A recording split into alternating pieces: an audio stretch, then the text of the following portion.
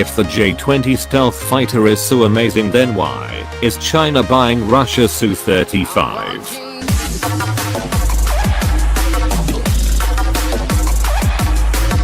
Even as China is publicly showing off its new Chengdu J-20 stealth fighter at the Zhuhai Air Show for the first time, Beijing is continuing its efforts to acquire advanced Russian fighters.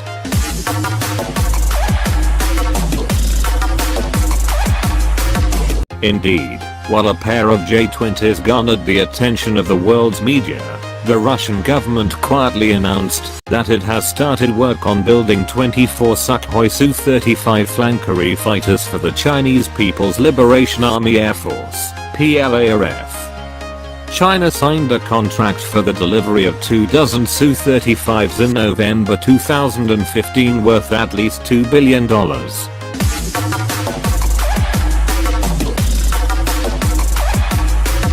As such, Russia is expected to deliver 4 Su-35s to the PLAAF before the end of the year. The remaining Su-35s are expected to be delivered within the next 3 years. But given the Kremlin's previous experiences with selling China advanced technology, Moscow has insisted on agreements to secure Russian intellectual property on board the Su-35. In previous years, the Chinese reverse-engineered older versions of the Flanker into the Shenyang J-11, J-15 and J-16 series of aircraft.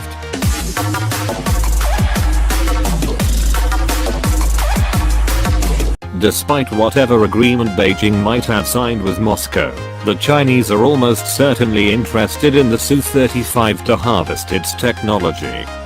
While the current configuration of the J-20 externally resembles a genuine 5th generation fighter in several respects, China remains woefully lacking in engine and mission systems avionics technology. The Su-35 Saturn AL-41F1S afterburning turbofans, Tikhomirovny IBC phased array radar and electronic warfare suite are likely of high interest to Beijing.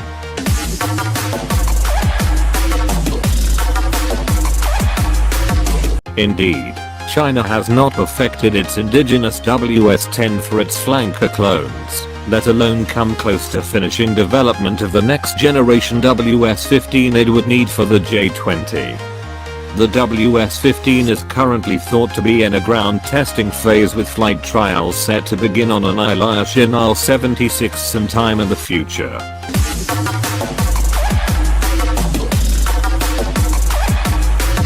In fact, China has not demonstrated it can build any reliable jet engine, and that's including designs that it basically stole from Russia. Indeed, the J-20 currently appears to be powered by twin Russian-built Saturn AL-31F engines found on the Sukhoi Su-27 and its many Chinese knockoffs. The addition of the Russian-built AL-41F1S series engines might provide a solution to Beijing's engine woes.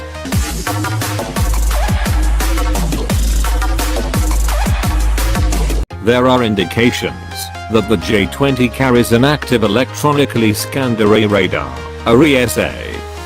Allegedly, the J-20 would be fitted with a Type 1475, also referred to as the KLJ-5 radar, which is supposedly being tested on a China test flight establishment owned to PLAAF Tu-204.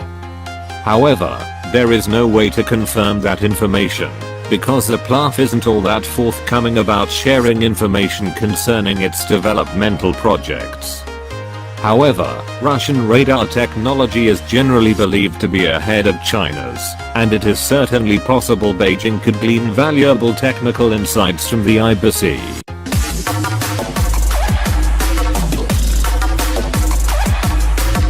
Certainly, the J-20 does represent a leap forward for the Chinese defense aerospace industry.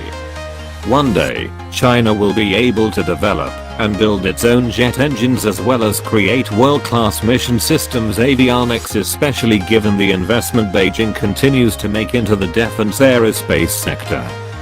However, that day is not today. If the J-20 was really as capable as some would have you believe, Beijing wouldn't bother with buying a token fleet of Su-35s. There would simply be no point in doing so.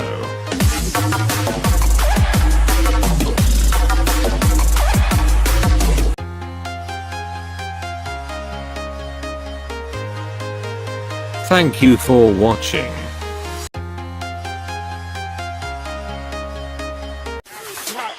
Please check out my other videos.